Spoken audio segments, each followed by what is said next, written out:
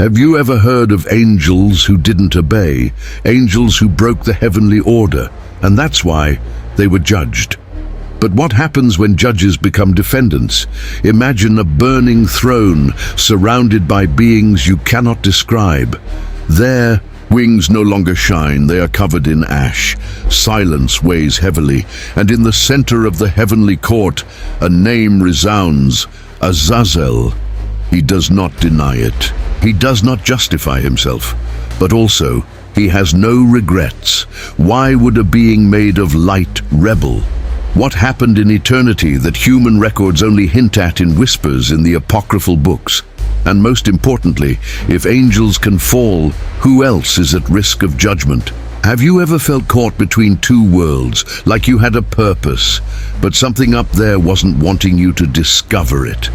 What if I told you this story isn't as far from you as it seems? This is not just an old tale. It's a message, a warning, a revelation, the first episode of a forgotten truth, and it all begins with the judgment of the angels, long before the creation of humanity, long before the earth first revolved around the sun. A silent war was already being waged. It wasn't a sword fight. It was not a war over territory. It was a battle for something infinitely more precious: the willing. In the vastness of the celestial kingdom, there was order, hierarchies of light, clear purposes, absolute harmony. But even in eternity, even among those who were created perfect, they began to emerge doubts. Who was really in control? Why did some angels know more than others? And why? A select group was sent to Earth to observe, but did they end up interfering? These beings came to be known to the ancients as the Watchers, but in the forgotten scriptures, they have another name: the Fallen. And among them, one stood out, not by force, not for the shine, but for him, decision. Azazel. He didn't just break the rules, he challenged the very throne of creation by teaching men what was forbidden: weapons, witchcraft, occult science, seduction, and a knowledge that must remain sealed in the heavens. But was he really the villain? Or was he simply a misunderstood messenger, punished for revealing too much? This is the tension that still resonates in the invisible dimensions. As you live your life between bills, decisions, losses, and desires, there is a trial that has already begun and that will soon come to you. Identifiable narrative. Have you ever felt like you were being watched? As if your decisions were being weighed, evaluated, judged by forces you can't see? Perhaps this feeling has a name. Perhaps it originates from an ancient rebellion, which still today shapes the destiny of humanity. And this is just the beginning. In the beginning, the earth was young. The mountains still whispered with the warmth of creation, and the skies danced in tones human language could never describe. Humanity had yet to take its first breath, but the observers were already there. They called themselves Watchers, angels, assigned to study, protect, and understand the paths the Creator would chart for the new world. They were stationed in high places, mountain peaks, vast plains, and regions now forgotten even by maps. Invisible to human eyes, yet attentive to every detail of the emerging existence. For centuries they watched in silence. That was the order. But silence, for beings made of light and knowledge, can become an abyss, and it was in that abyss that the first question was born. Why observe and not participate? The voice wasn't loud, but it resonated in the hearts of heaven like thunder. Azazel, one of the most perceptive of the Watchers, didn't shout, didn't accuse, didn't challenge. He just asked. But sometimes a question has more power than an armed rebellion. Azazel watched the men molded from the dust. I saw their eyes, open to the world. I noticed their mistakes, their attempts, and I also saw their potential. I felt perhaps what we call empathy today, or something more. "They're like children walking through a minefield," he told another angel, Sariel. "And we, with the map in our hands, are forbidden to warn them." Sariel hesitated. "That's not compassion, Azazel. It's interference, and it was banned for a reason." What if the motive is wrong? The seeds were planted. The scene changes. We see the heavenly court, a setting that transcends time and matter. The voice of an angel resounds, "You taught men to make swords." Azazel answers calmly, "They were hunting them. You revealed the secrets of the heavens. They were in the dark. You've crossed the line. I tried to protect what would become the image of the Creator." Back to the past. The decision was approaching. 20 angels, 20 distinct thoughts. But a common purpose was beginning to form. The humans faced dangers, creatures of the earth, of the night, of the unseen. And they, the celestial beings, were forced to simply observe. Azazel gathered the others. "I'm not proposing any rebellion," he said. "I'm proposing an act of love." And so it was that on a night when the stars seemed to twinkle with a brighter brilliance, the Watchers descended, not so fallen, but as saviors. But every light projected onto the earth casts a shadow. His decision would not go unpunished. The sky, previously silent, now watched with alertness. "They've chosen to descend," Michael whispered in the throne room. "And the choice comes at a price." Cliffhanger Final Part 1. In a distant cave, a woman gazes at the sky. She's pregnant, but what she's carrying isn't quite human. Azazel from the top of a mountain watches. Your eyes no longer shine like before. Now they have weight. The weight of someone who gave the world something that can't be undone. Would you have done it differently if I had the power to save, but at the cost of breaking an eternal law? Would you cross the line? Comment below. Do you think Azazel is a traitor or a protector? And if this type of content intrigues you like the previous ones, subscribe to the channel now. There are many more revelations coming that will leave your head spinning. The earth was unrecognizable. What had once been dust and survival instincts was now transformed into cities, towers, walls. Everything had changed since the arrival of the Watchers. The sky had touched the ground. The eternal had mingled with the perishable.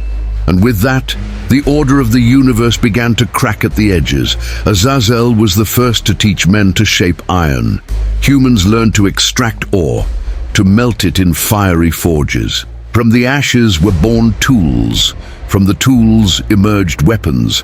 Blades cut the air more precisely than war cries. The forest opened, villages grew, feuds began. Semjaza, more restrained, revealed the star maps. Men began to look at the sky, not as an unattainable mystery, but as a book that could be read. Constellations, lunar cycles, planetary positions, everything became applied knowledge. With this, the first calendars were born. Harvests were planned to perfection.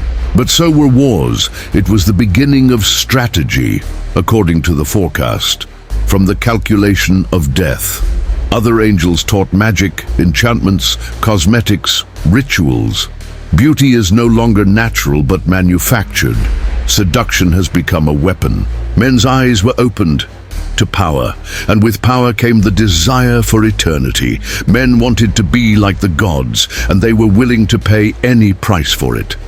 Soon, the Watchers stopped being just teachers. They became leaders, then rulers. Temples were erected. There was worship, sacrifices, rituals that had never been permitted. And at the center of it all, the Watchers' children were born. Nephilim. They were tall, strong, overwhelming in presence. They had the fury of heaven and the hunger of the earth. They commanded armies. They killed without mercy. They were called kings and gods. But they knew no mercy. They created empires based on fear, not respect. Blood ran through the streets of cities like rain in days of wrath. Semjaza began to walk away. I saw what they had done. I felt guilt tighten around me like invisible shackles. Sariel, Another watcher has disappeared without a trace. Some said he hid in the mountains, others that they were punished by themselves. But Azazel didn't give up. On the contrary, he grew. He built palaces, he organized councils, he was hailed at festivals as torches lit the night and crowds chanted his name. He was no longer just a watcher, he was an emperor. And it was in this context that Naamah appeared.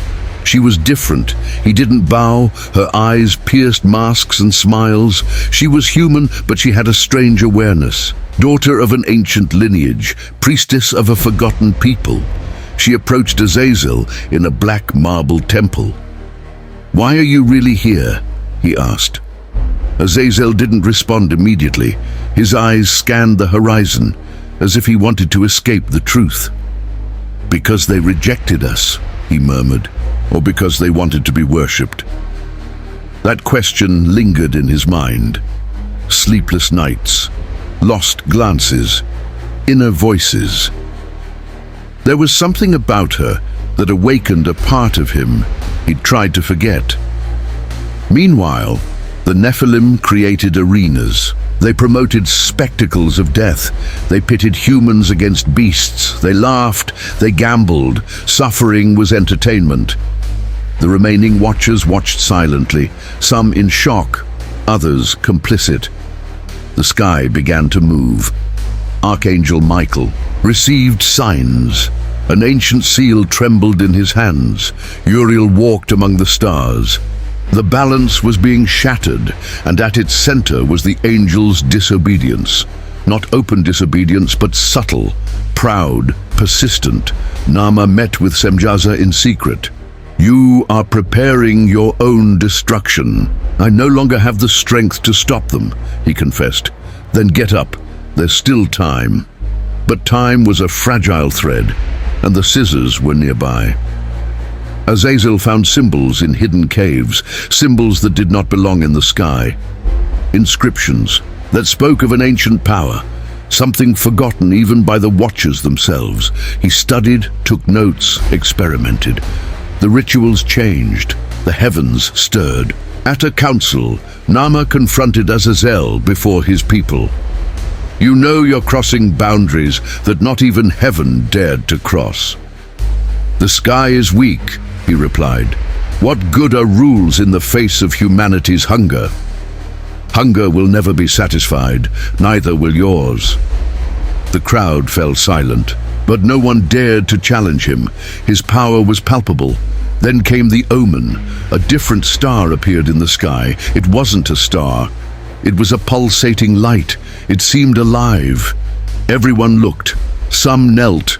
Others ran away. The watchers knew it was a sign. The judgment would come. But how can we judge someone who had already been expelled? How can we punish those who walked among men, yet still carried eternity within their essence? Azazel climbed a mountain at dusk. He looked up at the sky. He felt the weight of the world on his shoulders. Naamah appeared behind him. "The war has begun," he said. "Then put out the fire," he replied. Silence.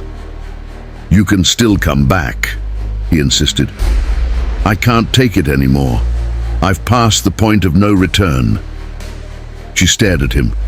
For the first time she saw not a god, but a weary angel, a being who wanted to change the world, but was changed by it. "You got lost trying to save yourself," he whispered. "And you were saved from trying to find me?"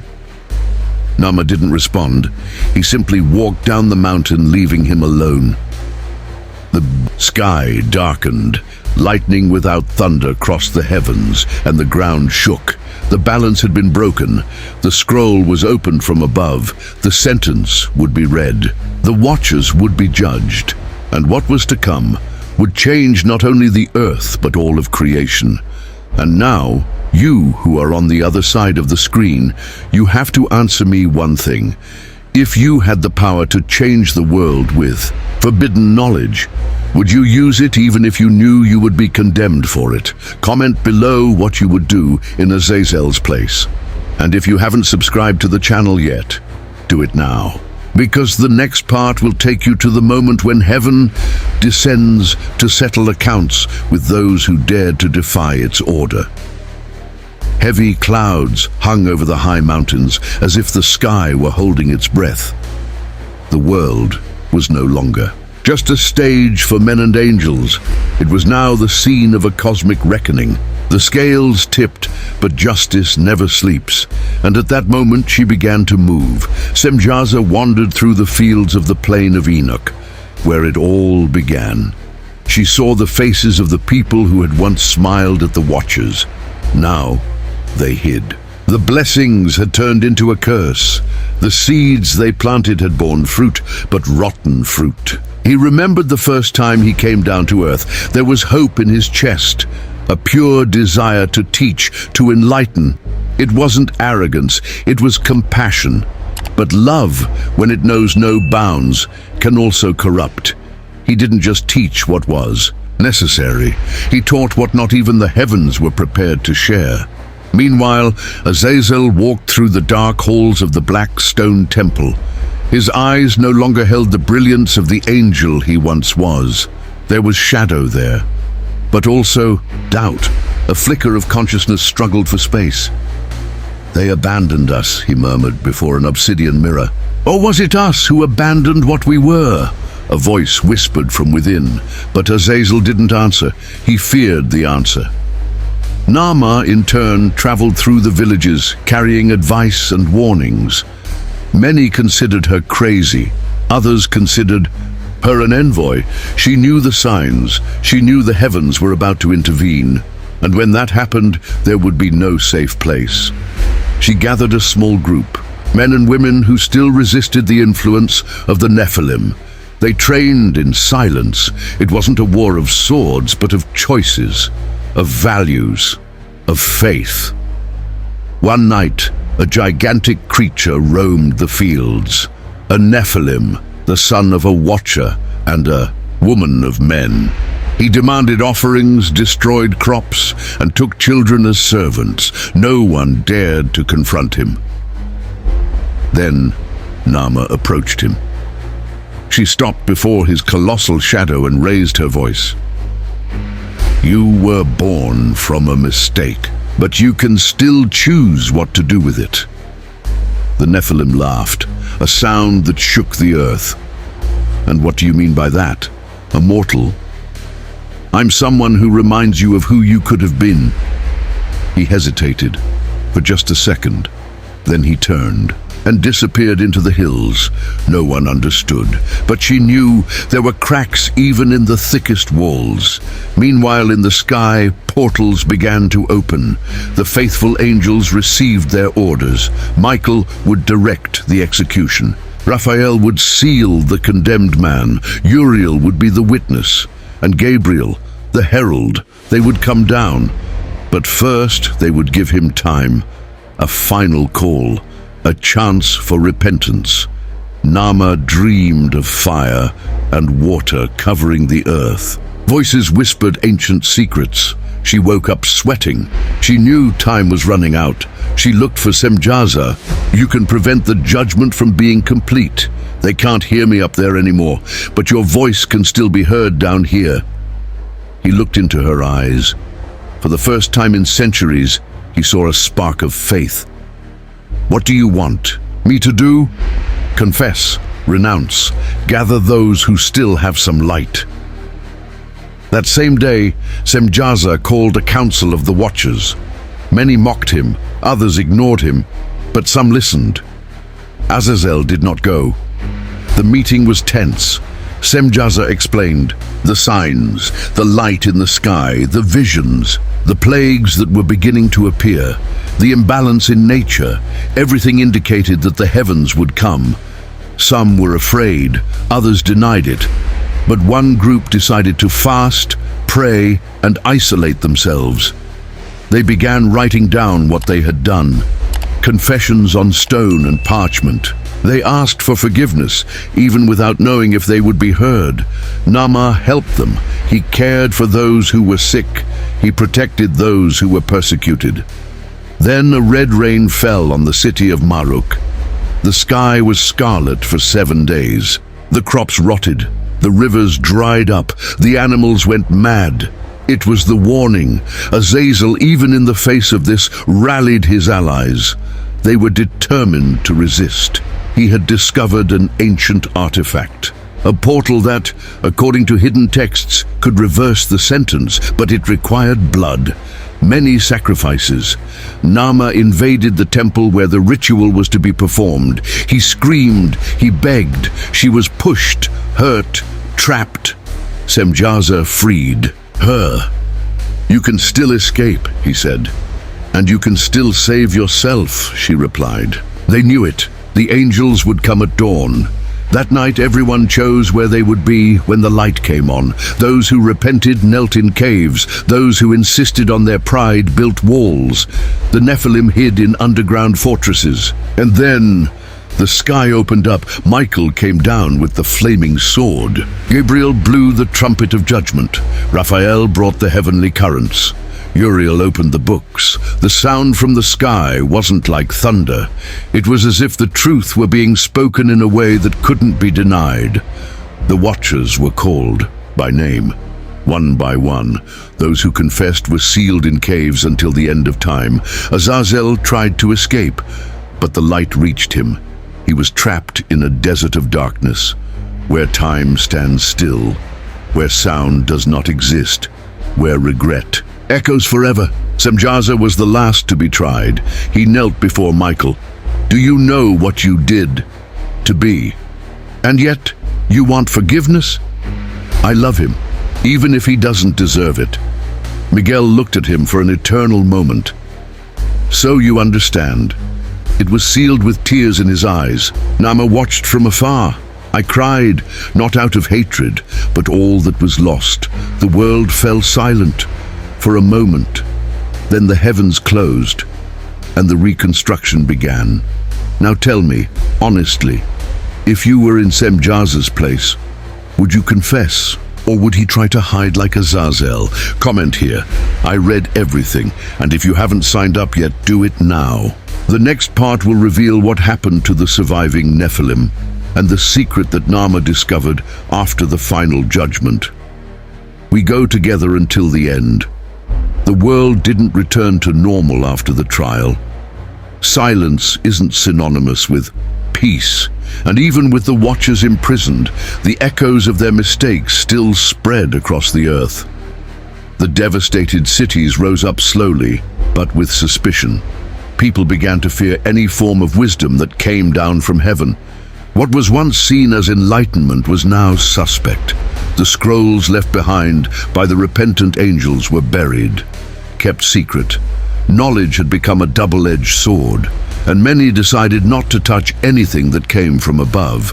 But not everyone forgot. Naama felt restless. The dreams hadn't stopped. Increasingly intense visions showed her fragments of what was to come. She saw water covering the mountains. I saw men building towers up to the sky, and she heard a voice of pain. It wasn't the voice of men, nor of angels. It was of someone who hadn't been judged, someone forgotten. He set off in search of answers, leaving behind the town he had helped rebuild. She headed north, guided by her dreams. The visions led her to a deep cave, where the chill was not only from the wind, but from memory. There she found inscriptions on the walls, symbols that no man could translate, but which she understood without understanding how. And then he heard footsteps. It was Elior, an old scribe who had served silently for generations. He was no angel, no prophet, but he kept his word. His role was to preserve what the heavens would not erase. "You feel the call, don't you?" he said without introducing himself. "I feel like something has been left behind," Nama replied. Elior led her to a hidden chamber. "Not all the Watchers have been sealed. There was one who didn't show up for the trial, not to escape, but to fulfill a mission." Nama frowned. It was impossible. The records were clear. Everyone had been summoned. "Your name has been erased because your role isn't over yet." Elior revealed a tablet. On it, the name Sariel slowly reappeared, as if engraved by the light itself. He didn't side with rebellion or repentance. He came down with a hidden purpose, to preserve order after chaos. Naama trembled. Is he still with us? Yes. But the world has forgotten him, and he forgot who he was.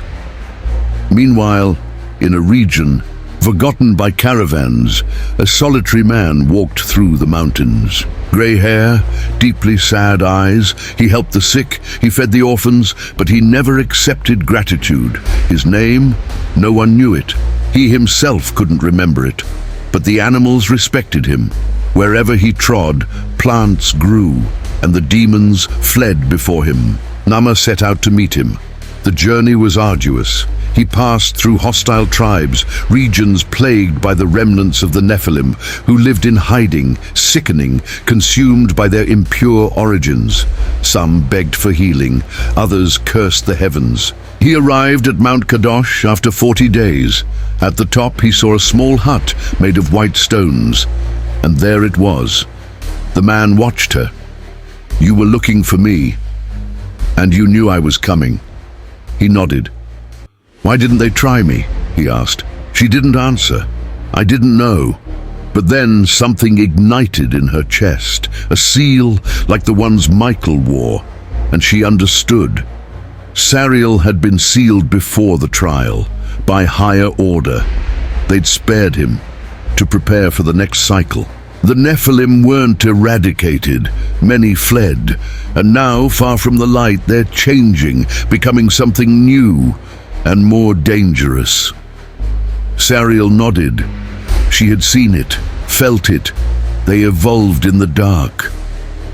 Naama handed out the scrolls to the repentant. Sariel read them silently. Is there still time? I don't know, she replied, but maybe they left you here, so it wouldn't be too late. The alliance between the two marked the rebirth of the last resistance. They traveled together, identifying the places where the surviving Nephilim gathered. Many of them had built underground kingdoms, hidden from sunlight. They created their own rituals. They worshipped the Watchers as gods. Sariel confronted them, but not violently. She spoke of the pain her parents felt. They would never know their regret. And some Nephilim surprisingly wept. We didn't choose to be born this way, said one of them, a creature with golden eyes and scaly skin. But you can choose what to do with it, Sariel replied. Some decided to follow Sariel. They formed a group of hybrids and humans. They weren't warriors, they were guardians of memory, of truth, of balance. They called themselves the Remnant. Meanwhile, a new enemy was growing. Deep within the abyss of Dudael, where Azazel had been imprisoned, a breach was forming. It wasn't open from the outside, but from within. Something awoke, something older than the Watchers, older than the earth. Naama felt this. Worse nightmares returned, figures with empty eyes. A name echoed in her mind, Abaddon. She consulted Elior. Abaddon is destruction.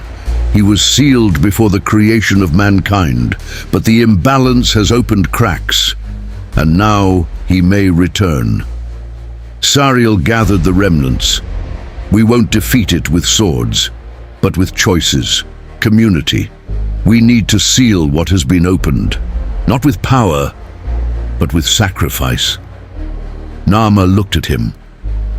Who will sacrifice themselves? Sariel did not respond. The next day, he set off alone into the desert. Naama tried to follow him but couldn't find him. Only footprints that disappeared into the dunes. Days later, the tremors stopped. The breach at Dudael was sealed, but Sariel never returned. Naama wept, not because of death, but by choice. She wrote down everything she experienced. She kept records with Elior, and he founded a new order, the Watchers of the New Covenant. Not angels. We are not children of rebellion, just humans who remembered. Now tell me, if the world were on the brink of another collapse, would you remember what happened before? Will you be like Naama? or like those who buried the truth? Comment below. Your vision could be the seed of the next episode.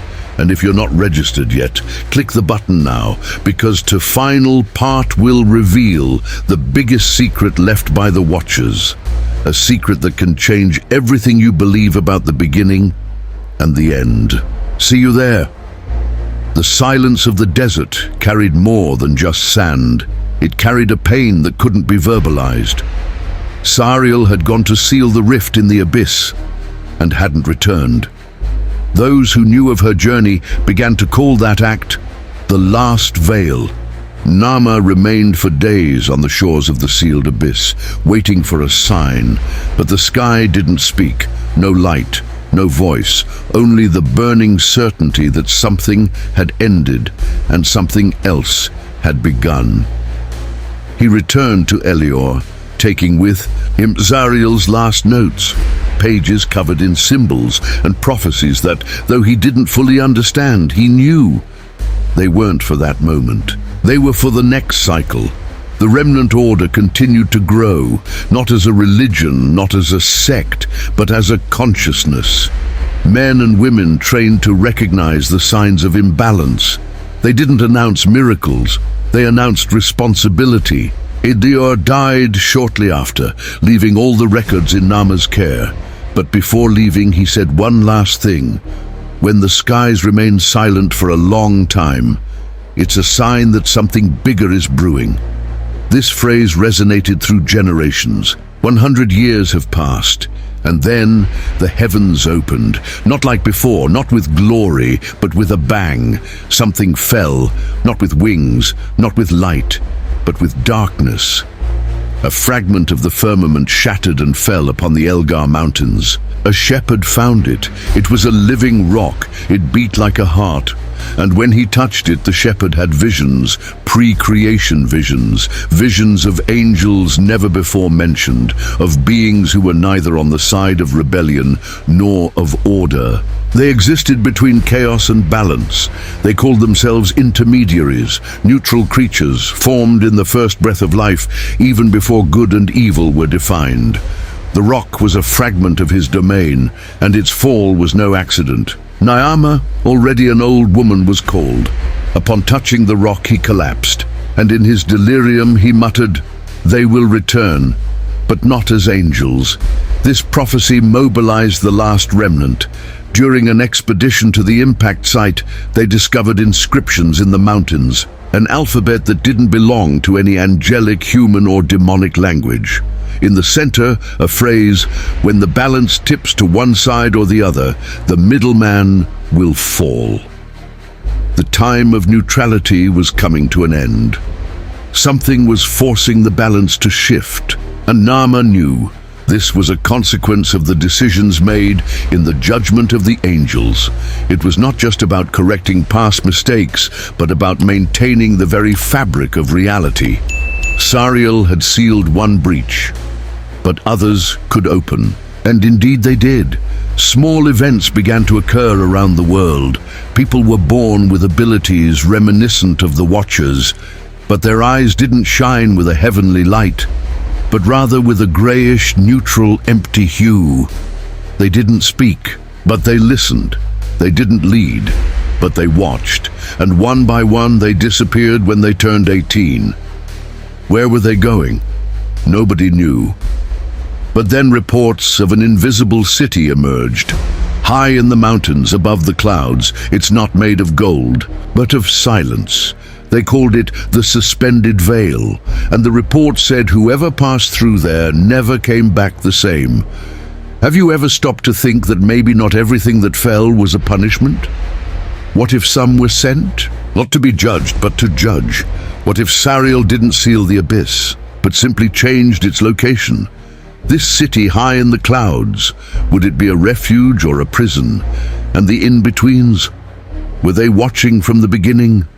Nama disappeared into a silent night. In his shop, there was only one scroll. Everything seen is forgotten. But what is felt endures beyond time. The cycle was completed, but time had not stopped. The remnants followed, Now they spread among emerging civilizations, a mixture of kings and slaves, between wise men and fools, always attentive, always watching. They weren't looking for redemption, they were looking for balance, because they knew a new trial was coming. This time, not angels, but of men. All this time we believed that the conflict was between heaven and earth, between angels and humans, between order and rebellion. But perhaps the real conflict lies in how each of us chooses what to do with the knowledge we receive. Sariel decided to forget. Nayama chose to remember. And you, if the curtains were opened today and the sky revealed your archives, would you be judged by what you ignored or by what you dared to know? You don't need to see angels to know they're watching. You don't have to fall to start waking up. Did you feel like this story touched something inside you? So share here in the comments. What was the moment that impacted you the most? Do you think Sariel really died, or is she still out there among us? And of course, if you want to find out what's behind the city of the suspended veil, I'm already subscribed to the channel, because episode 2, it will take you to a level of revelation that not even the Watchers dared to explore. See you there. Are you ready?